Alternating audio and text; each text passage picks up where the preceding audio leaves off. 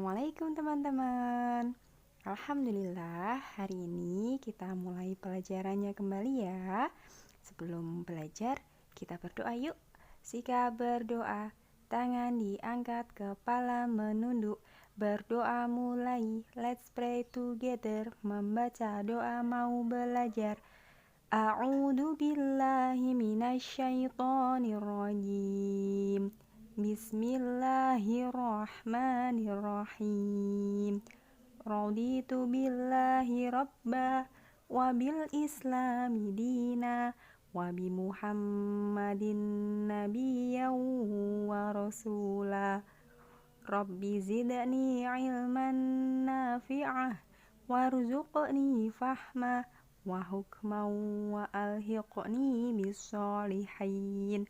Rabbi shrahli sodri wa yassirli amri wahlul uqdatam min lisani yafqahu qawli. Amin. Alhamdulillah. Hari ini kita akan belajar apa ya? Tema 1, subtema 1, indahnya kebersamaan. Insya Allah kita akan belajar ya. Yuk. Bismillah, di tema ini kita akan belajar tentang gagasan pokok. Teman-teman sudah dibaca belum bukunya? Nah, gagasan pokok adalah ide dasar atau sebuah inti pembahasan yang tertulis di dalam paragraf. Gagasan pokok biasanya diwakili oleh kalimat utama. Nah, di dalam kalimat atau paragraf biasanya ada beberapa kalimat. Nah, ide pokok atau gagasan pokok sebuah paragraf ada di A, B, C. Apa itu A, B, C?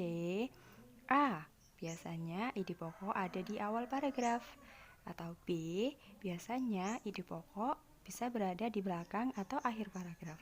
Atau C, biasanya ide pokok ada di paragraf campuran, di awal dan di akhir. Jadi, teman-teman mencarinya bisa di awal, di akhir, atau di awal dan di akhir. Yang harus diingat lagi, ide pokok itu bisa tersurat atau tersirat. Kalau tersurat biasanya tertulis. Nah, kalau tersirat biasanya tidak tertulis. Iya, kira-kira seperti itu teman-teman. Bisa ya? Nah, selanjutnya kita akan membahas cara mencari gagasan pokok. Gimana ya caranya? Ustazah akan memberikan 2 cara. Yang pertama, teman-teman harus membaca paragraf dengan cermat. Jadi, membacanya tidak boleh buru-buru ya. Yang kedua, cermati kalimat pertama hingga kalimat terakhir. Ya, teman-teman jadi harus membiasakan membaca dengan cermat ya.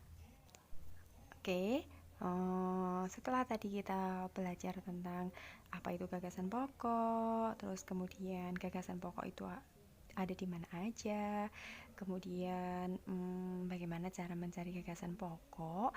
Sekarang Ustazah beri contoh ya.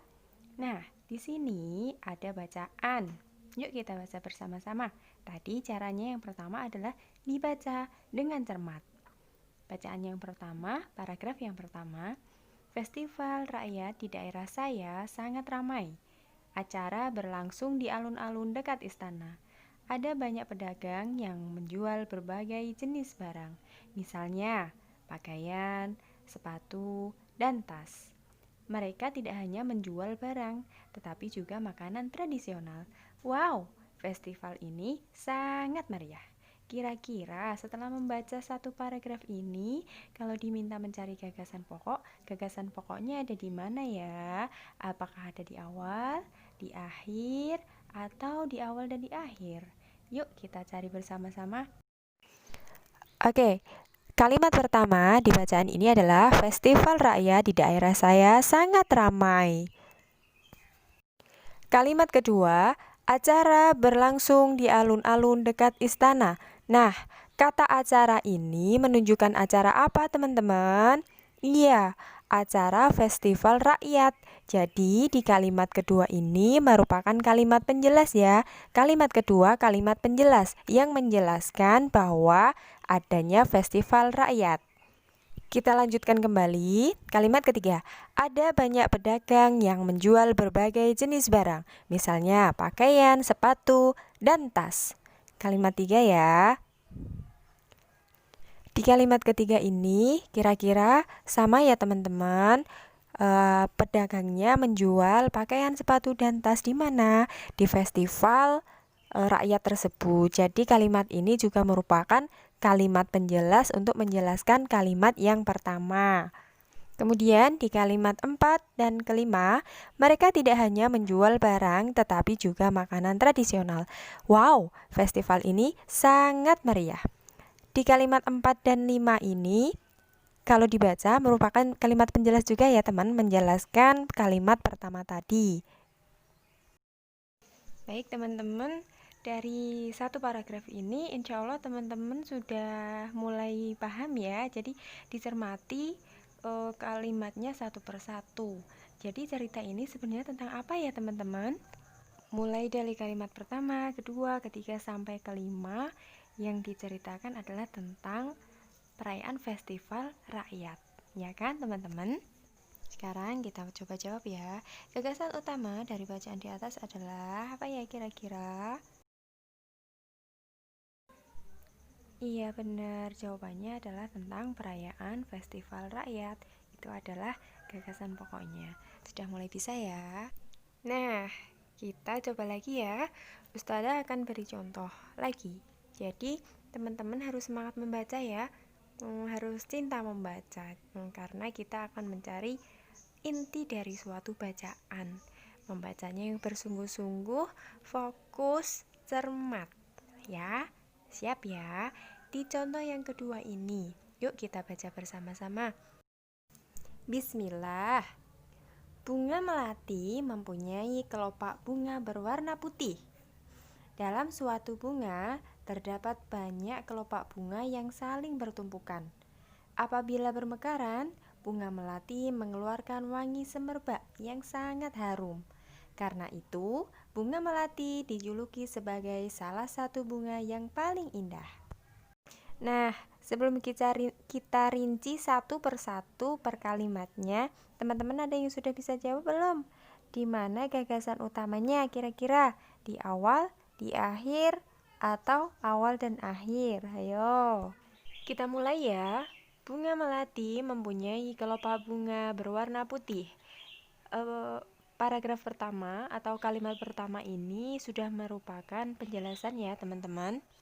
Kalimat kedua, dalam suatu bunga terdapat banyak kelopak bunga yang saling bertumpukan dan seterusnya. Ini juga sudah menjelaskan bunga melati ya. Kalimat ketiga, apabila bermekaran, bunga melati mengeluarkan wangi semerbak yang sangat harum. Ya, ini penjelasan lagi ya, menjelaskan bunga melati ketika mekar. Kalimat terakhir, karena itu bunga melati dijuluki sebagai salah satu bunga yang paling indah. Nah, ini kelihatannya ini adalah kalimat terakhir ini adalah gagasan utamanya ya. Benar nggak teman-teman?